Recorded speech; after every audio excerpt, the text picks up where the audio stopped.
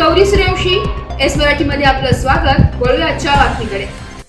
सेवानिवृत्त वृद्ध प्राचार्याने आपल्या वृद्ध प्राचार्य पत्नीचा गळा दाबून खून केल्यानंतर स्वतःही गळफास घेऊन जीवनयात्रा संपवल्याची घटना आज दिनांक 9 एप्रिल रोजी सायंकाळी 6:30 वाजता घडली आहे। उपनगर पोलिसांनी दिलेल्या माहितीनुसार सेवानिवृत्त प्राचार्य मुरलीधर रामचंद्र जोशी वय वर्ष 78 यांनी त्यांची पत्नी सेवानिवृत्त लता मुरलीधर जोशी वय वर्ष 76 यांच्या गळा दाबून त्यांना जीवेठार मारले।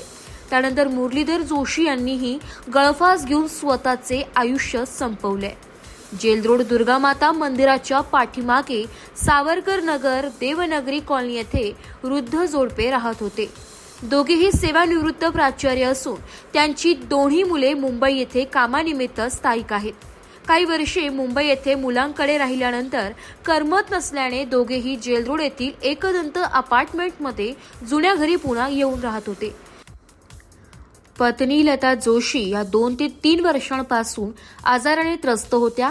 त्यामुळे मुरलीधर जोशी हे पत्नीची व्यथा बघू शकले नसावे, त्यामुळे हा निर्णय घेतला असावा अशी माहिती त्यांच्या नातेवाईकांकडून मिळाली आहे। घटनेची माहिती मिळताच सहाय्यक पोलीस आयुक्त डॉक्टर सचिन बारी, उपनगर पोलीस ठाण्याचे वरिष्ठ पोलीस निरीक्षक जितेंद्र सपकाळे व अधिकारी यांनी घटनास्थळी धाव घेतली आहे। पोलिसांना घटनास्थळी मुरलीधर जोशी यांनी लिहून ठेवलेली चिठ्ठी सुद्धा मिळाली आहे।